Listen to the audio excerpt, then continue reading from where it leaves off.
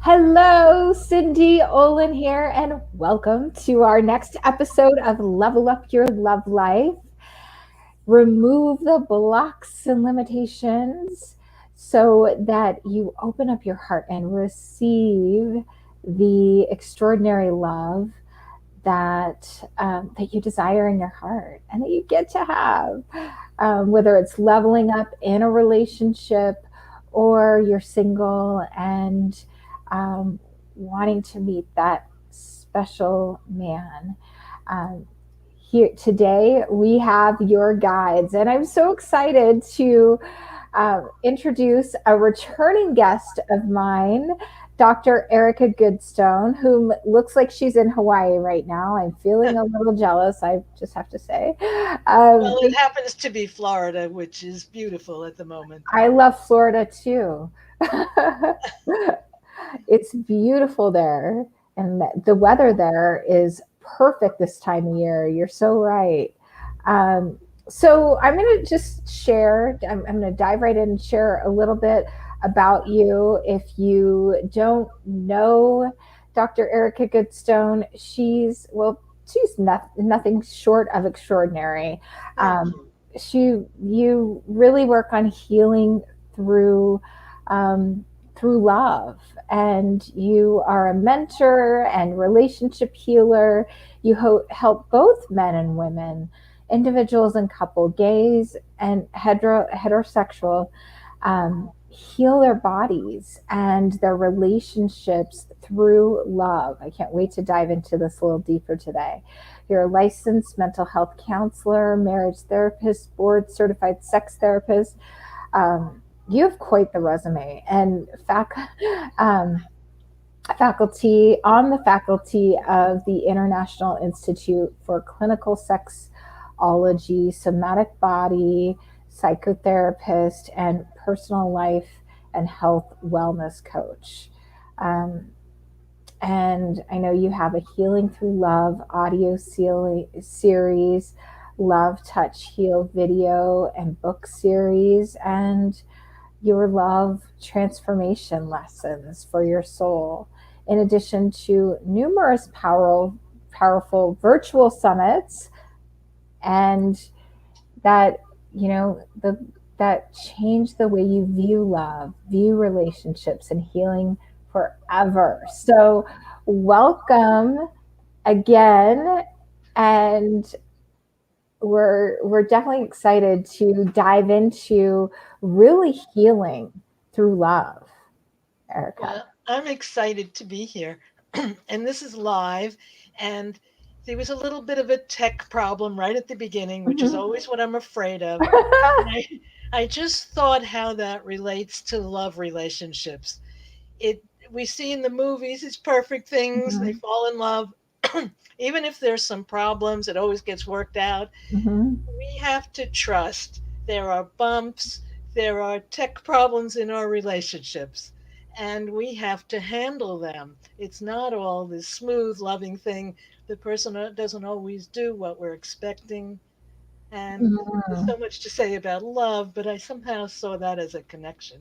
Totally, it is really a connection point, and how I always say this, like how flexible you can be in those moments really can open you up to you know learn from those opportunities, like our little tech snafu that we had. And that does happen during live events, and it can happen even during not live events, right? um, so maybe I'd love to hear your concept of love and why it's important to for why does that matter, the principle of love. Yeah. Well, I developed this principle of love based on something I read in a book that I have as a public domain book from Wallace D. Wattles. He wrote a book in 1910, The Science of Being Well, and he talks about a principle of health. And I listened to that and read it, and I said, it's exactly the same for love. So I took his words and created the principle of love. So I want to read it. Oh, go There's for it. Yeah, I love there's it. a principle of love in the universe in full operation at every moment. Love permeates and penetrates and fills the interspaces of every cell of our body, every thought in our mind, and every relationship interaction that exists. Love is all there is. Love is the most powerful force in the universe. Love in full force eliminates all doubt, anxiety, fear, and hesitation.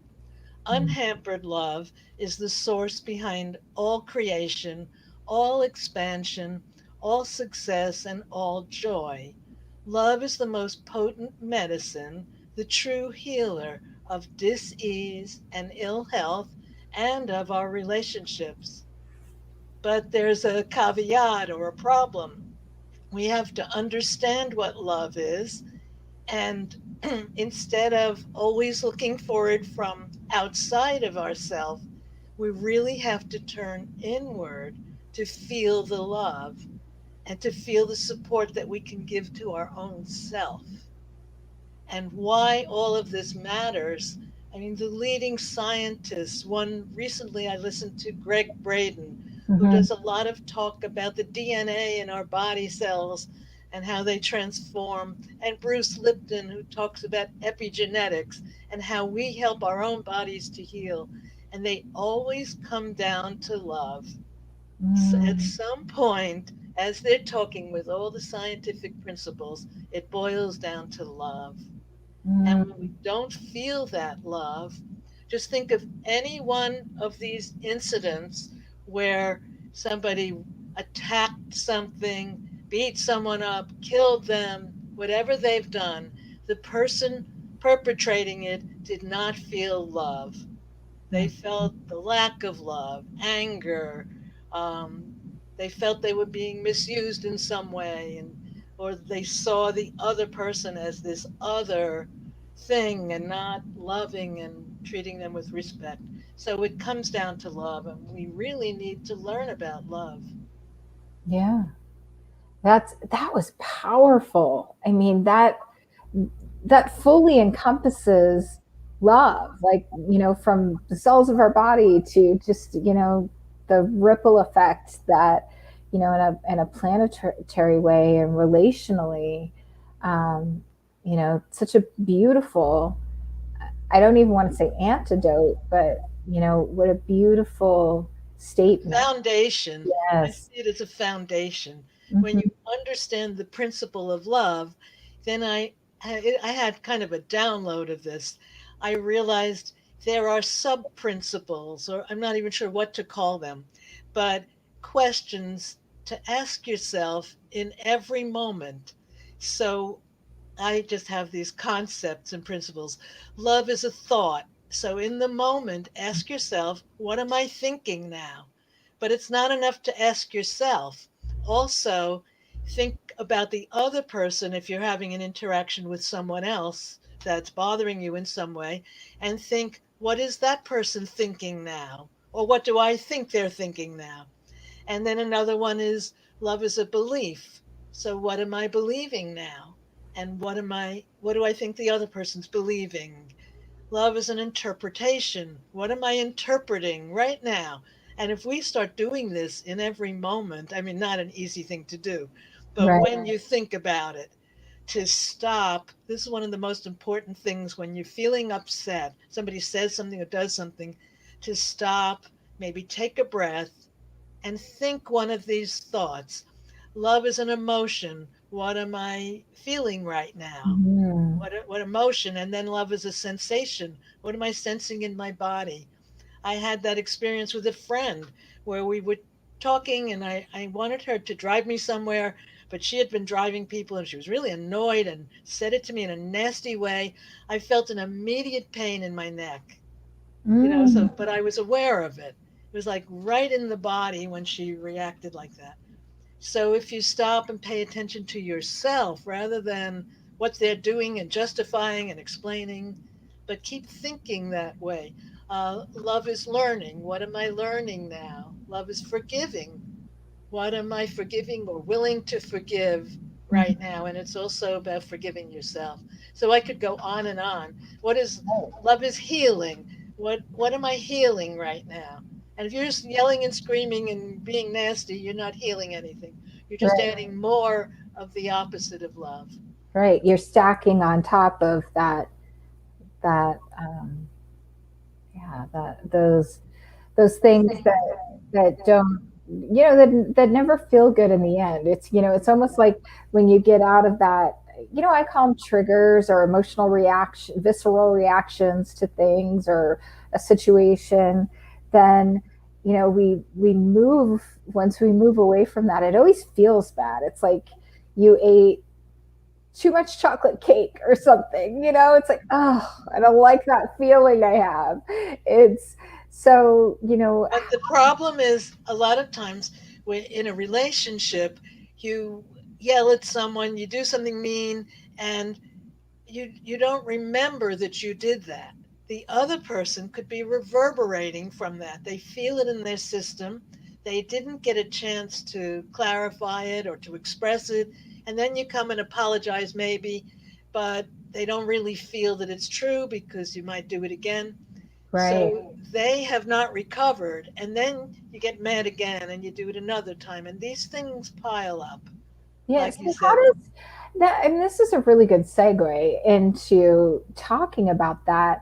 So when you've been in that cycle, maybe in a relationship or you're dating, and I feel like most people have the best of intentions, and they might get stuck in that cycle where they get triggered or frustrated. What what do you recommend doing as far as shifting that into, a healing, a love-based way of being? Well, my first reaction to what you were just asking is that the healing starts before you get into that indirect interaction. You need a certain amount of foundation. Mm-hmm. And so I have a few things to base that on, right? Like what the foundation would be, the emotional, logical state that you're coming from, the way you even approach it. So I like to look at what is written in different cultures, and one of the trainings and learnings is from Buddhism. So, what Mm-hmm. Buddhism says is there are four noble truths, and I call them the four noble love truths. And the first one is that there is always suffering in love. There's suffering in life, so there's always suffering.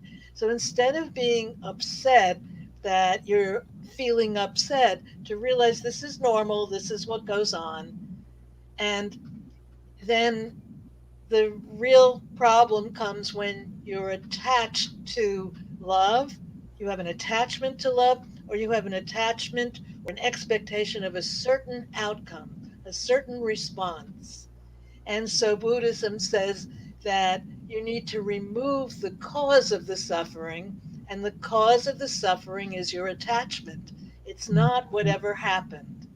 Somebody cheats on you, somebody lies to you, you're all upset about the lie, but your attachment is that you expect them to be perfect and do things exactly the way you expect and want, and they're a different person. They had different reasons and did something.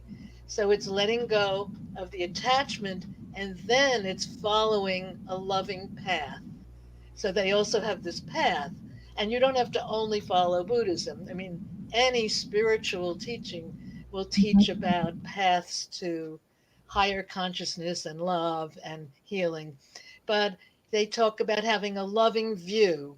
So, in the moment there's some kind of conflict, are you having a loving view of the situation? Are you looking at this person as someone you love that has all these wonderful qualities and then they just disappointed you? Mm-hmm. Or are you seeing them as a loser and a selfish person? Just that one thing, a loving intention. What's my intention right now? And we could see this in movies or watching other people.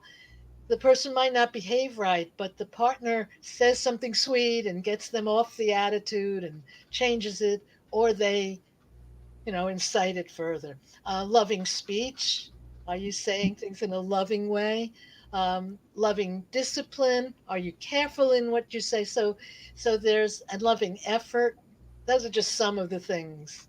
Loving mindfulness. So if you come from a space of understanding, that's why it takes study. It's not something that most of us are taught. So you Mhm. come from an understanding, and then you have to understand universal laws. But we could talk about that a Yeah, little later. I was just going to say, why is it important to understand and live according to universal love laws too? Well, there are basic laws like this law of compensation that, or for every action, there's an equal and opposite reaction. Hmm. So the problem is the reaction doesn't always seem to happen right away. That's where the problem is. You scream at someone and you insult them, and they're so devastated that they apologize and they act sweet in the moment. So you think the reaction was just sweet. You got what you wanted. They went with you wherever you wanted to go or listened to you. But there's a reaction, equal and opposite, that's going to come. Hmm. That's where the issue is. So that's just one of the laws. There's a law of giving and receiving love. One of the problems that I found with women is they seem to give more than they're receiving. So Hmm. they think they're being loving, like they love this man and they clean his apartment or they cook for him or they do more than he's doing for them, and he doesn't seem to appreciate it because we have to give and you have to be able to receive. So if someone is not giving to you, then you're not receiving from them. Hmm. You're not opening up the space to give them permission to even receive. And I think what comes up, and correct me if I'm wrong here, I think a lot of times what comes up for women is they get frustrated. They're like, oh, I do all these things and he's not giving. But that's a message that is basically that's being shared with you, that hey, this isn't happening because there's a certain amount of you not allowing or trying to control the way it happens. It's the So control even more than the allowing, yeah. that maybe this person doesn't love you as much as you think you love them. Mm, So by giving and giving and giving something they don't really want or need, that's not going to bring more love. Just watch any movie of a couple where the woman, I'm just picking the woman, it could be either one, is giving too much, and then she finally has enough and breaks up mhm, and takes care of herself and finds another guy and looks wonderful. The guy may come running back because she's not giving so much, and then he sees what's beautiful in her and desires her. But if she keeps on giving, he's not going to appreciate it. You right. appreciate what you're losing, what you think you might lose, what has value for you. So just giving is not giving. Mhm. There's a motive behind it. You're Yeah, showing. there's always an attachment behind the giving. That's like and men pick up on this. I was talking about this with somebody else earlier, that it's like they see that you're giving because you're looking for a response from them. And when there's an attachment, as you just shared, they, you know, it's a turnoff for them, and nothing makes them want to pull back, or they feel objectified oftentimes because I think that, and correct me if I'm wrong here. I know I'm just kind of talking, but it just Yeah, keeps coming through.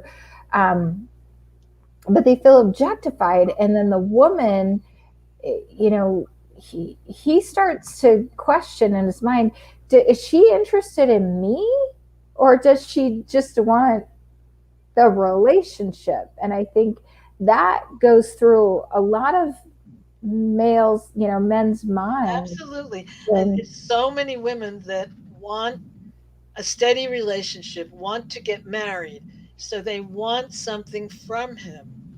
And Mhm. it just doesn't really work like that. I mean, you might win the guy, but in the end, you don't have a really solid, loving relationship anyway.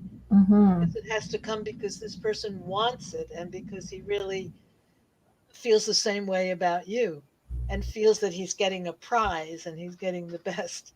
So, Right. So he feels inspired to. yeah, he has to feel inspired and motivated. So, there's a lot more to understand. Daniel Pink wrote a book, Drive, about motivation in business. And it applies to love. Like, what motivates someone?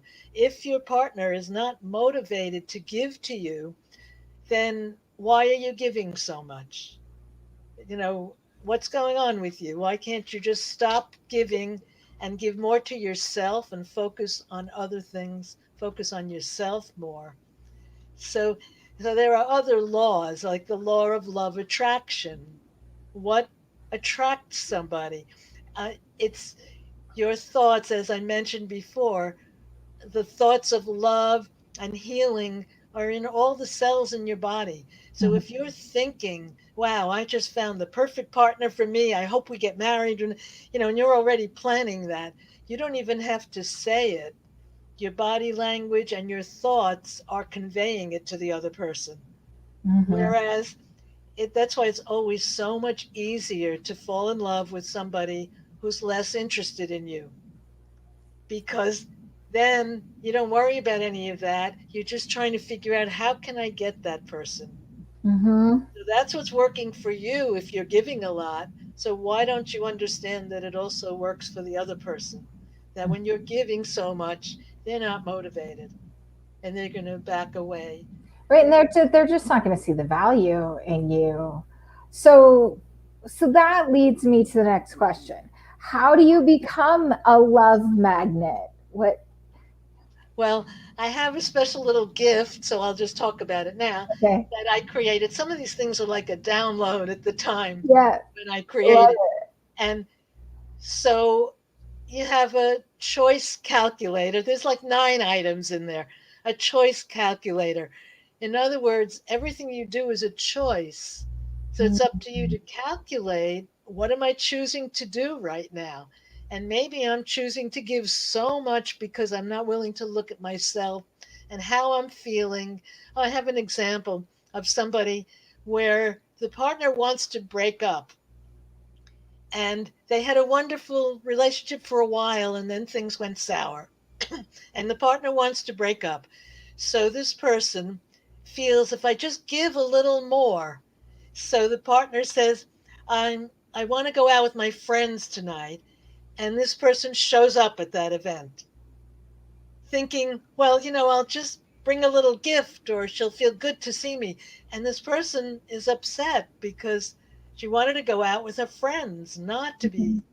with you.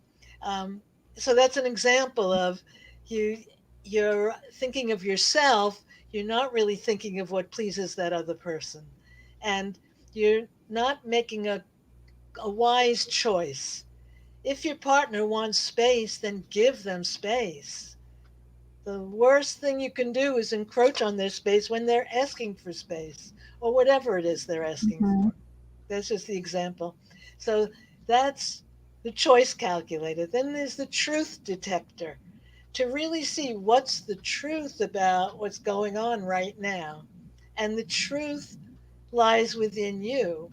Your brain sees certain things, but your heart has 5,000 times the magnetism of your brain.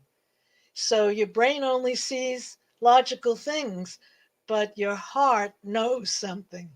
So you may be feeling like really upset and frightened that you're going to lose someone. But logically, you're saying, yeah, but we are so compatible that you don't want it to end. Mhm. So that's like, your truth detector. It also involves your gut.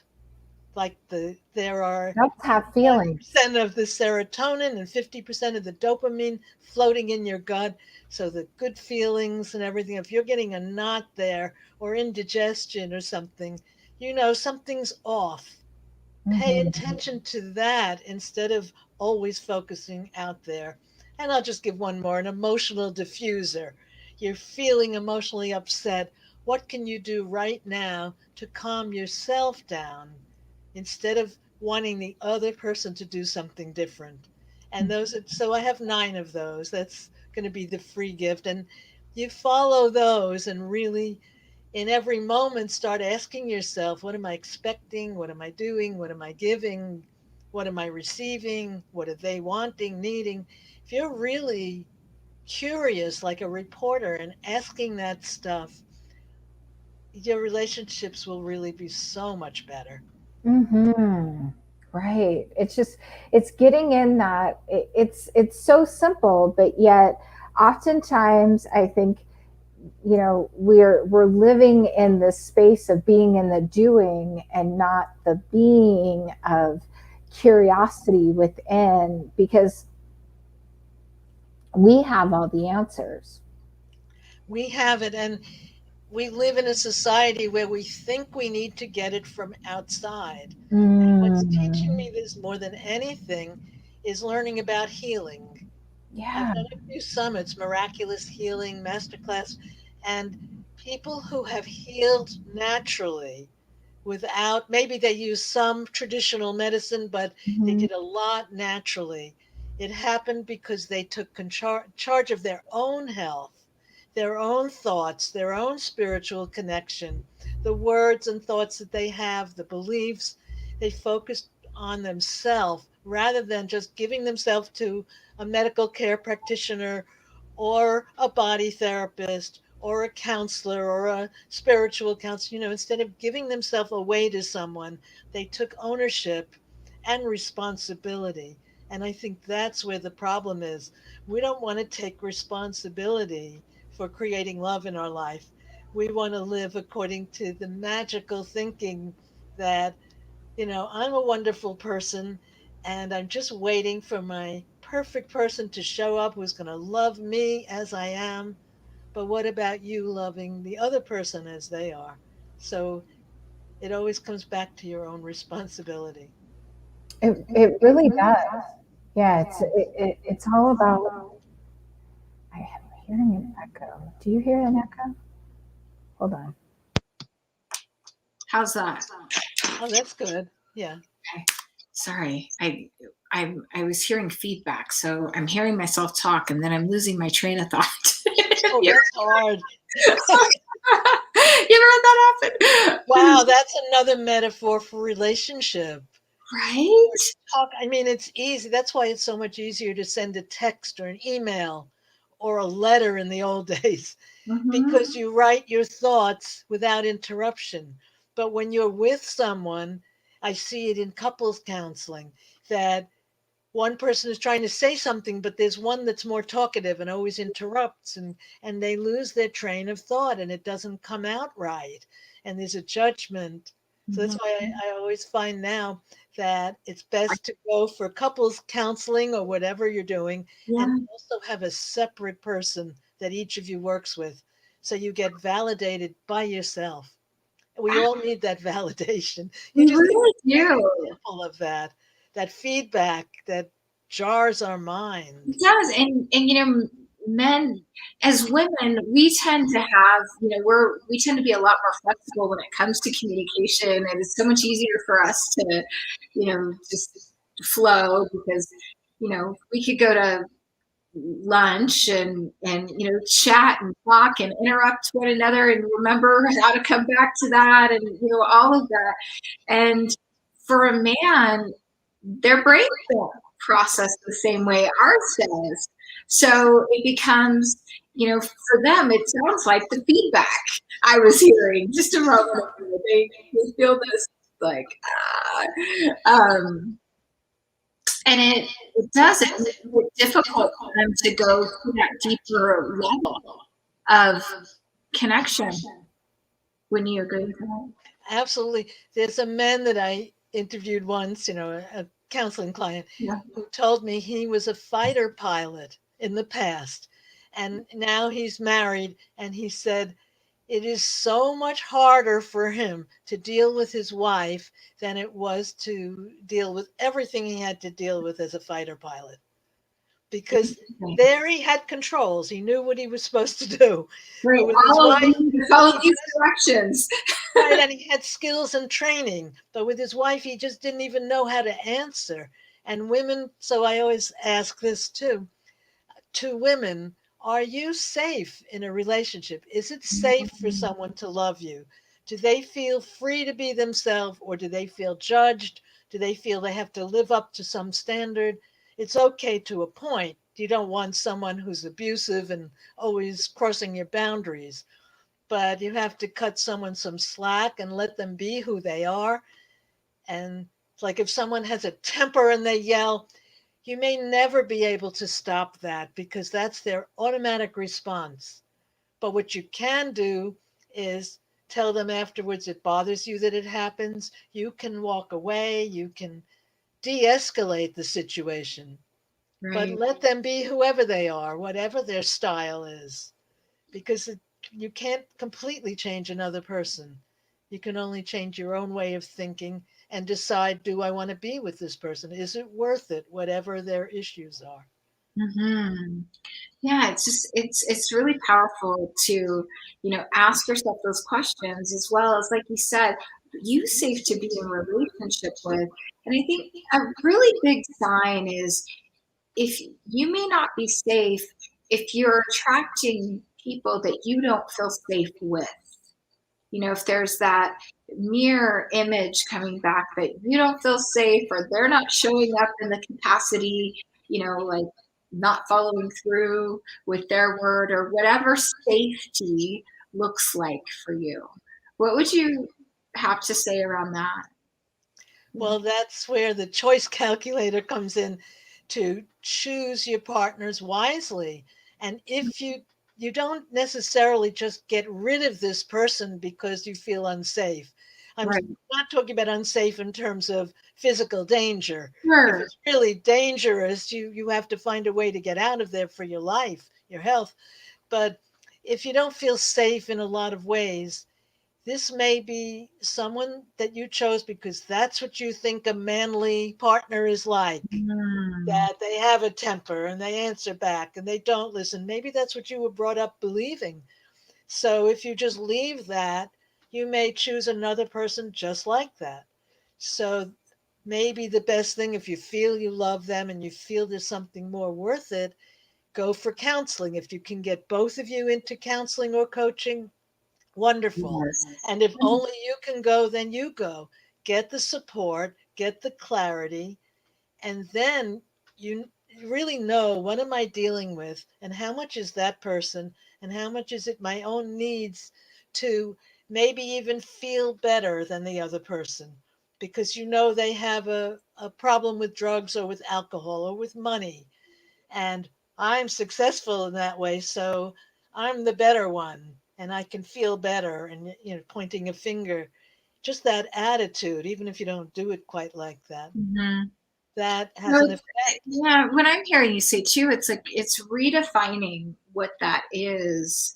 And, if the person that you're with, you truly care about, you love them, then are you guys willing to work together and get support around, you know, redefining your views, and maybe not really changing, but how you approach love and healing those those wounds that have been created through relationship, or long before that, typically is what has I, transpired. Yeah. the word that's coming to me is enabling. Are you enabling the other person's behavior? Sometimes you're not.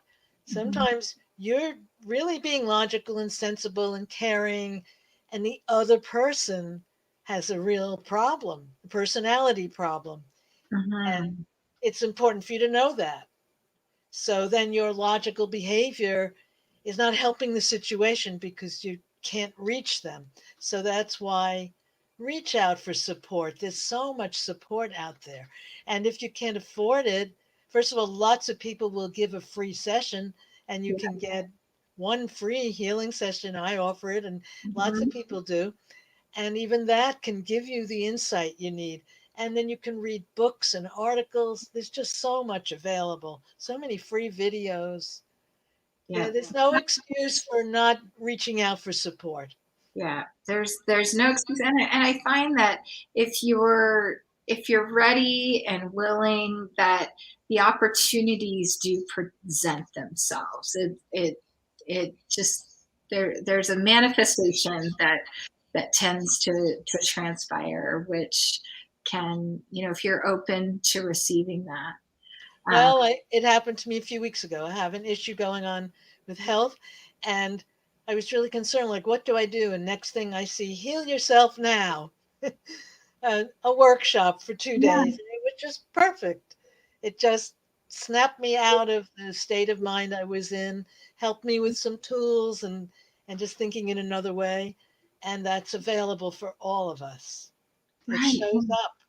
We need to Exactly, and accept we it. all have blind spots. I mean, even I know you know, what you do is really healing and healing through love and health, but it's can be so difficult to see what's happening with ourselves or being stuck.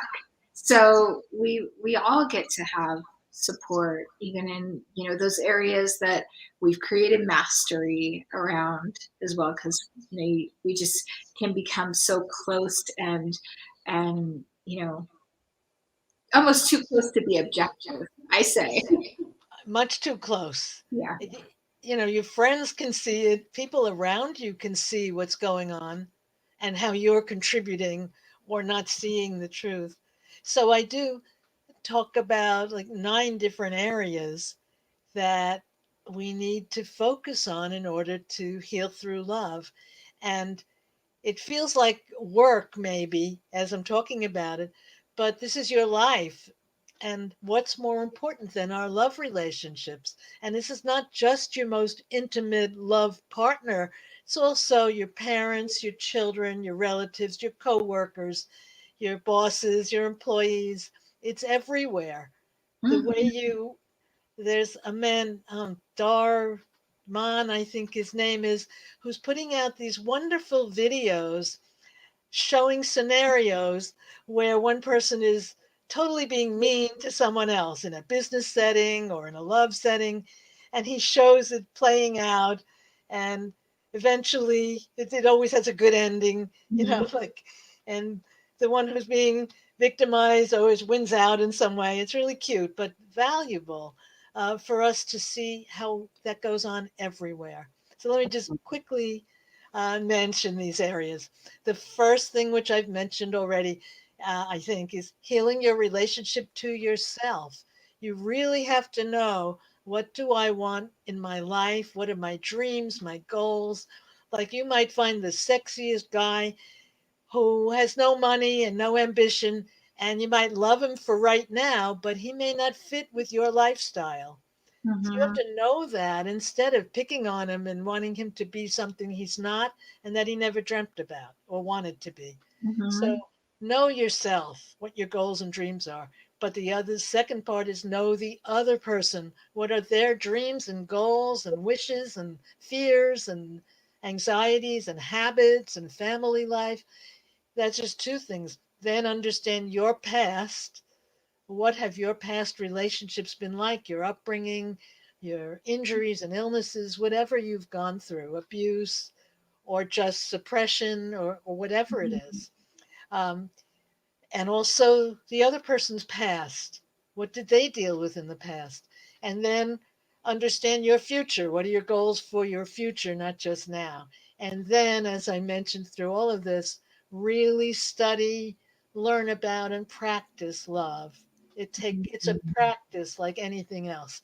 If you want to have a good skill in tennis or golf or anything, Anything. dance, Yeah. any kind of skill, you need to study it. Well, it's the same, and practice it. And so love is like that. Then also understand how you heal. How does the other person heal? Maybe there's some kind of injury that just happened and one of you shuts down. So don't expect that person to be talkative when their style is to shut down. and Mm. whatever. Yeah. So understand how each person heals. Then understand and open up your senses. So make sure you're seeing and hearing and listening. In the Bible somewhere it says to listen, that's the most important thing in Mm. love. Philosophers have said that. Listen. Don't just Mm. talk, but really hear what's going on. I And Go and ahead. then of course, sexuality, you have to understand your own sexual love map. What attracts you, what turns you on and off, and the same for the other person. And are you compatible? Is there a way you can work it out together, or is it really so different that you're better off not being together? Mm. Because you're going to cause each other pain. And then the final part is aligning your mind, body, and spirit so that I believe, we are spiritual beings inhabiting a body. So we're more powerful than we think, and we need to tune into that important aspect of ourselves. Yeah, it's I hear everything.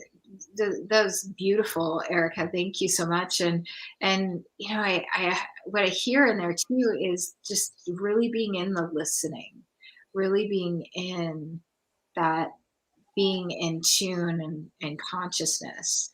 So, um, I always say this to my clients: listen to learn. And especially communication too. Don't wait to speak, but listen to learn. And there's the listening on the inside and other areas. Now I know you have a complimentary gift. Did you share a little bit about that? Yeah, I shared about it, but I didn't say what it's Yeah. called. It's called the Relationship Healing Toolbox. I love it. And there are 9 tools. So I said the choice calculator, truth detector, emotional diffuser, response reframer, to reframe your responses. That's Mhm. huge. If you just do that, change the way you respond, listen more, respond less, be slower to respond, and a body language decoder, because someone can say, I want to break up, but they really are showing you they really don't want to break up. Or they could be saying, I love you, and yet you see something in them that's not true. Yeah, So don't there's a misalignment. Yeah. misalign. So there's more. And so it's 9 items that if you follow these, it can really help you, like a little guideline for Yeah, how to super generous. create wonderful relationships, not mediocre, but wonderful, where you feel happy and you feel empowered. And just remember, we can't all do it alone. Every athlete has coaches. Everyone, anyone, people in the media, TV, they don't just do it. They have coaches. Like Mhm. there was someone, I watched a video that she put out there about how to look good with glasses on a Zoom meeting. Oh, She talked about the lighting, things that we never think about. But there's coaching for everything. So don't be afraid to get some counseling or coaching. Sometimes it's just a few sessions, and that even one session gives you the key or the pointer that you can focus on and puts you in a new direction. awesome. Well, thank you so much for being here. This was lovely to see you. Lovely to And see you too. the And, view. and it's a treat to do it live. I don't always do them live, and it's fun. It is. It's super fun.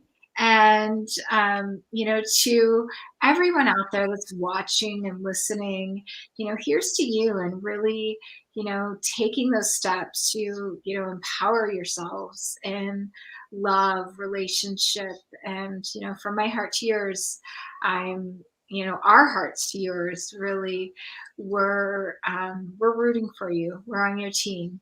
So until next time, which will be in a very short amount of time, I will see you guys soon. And thanks again.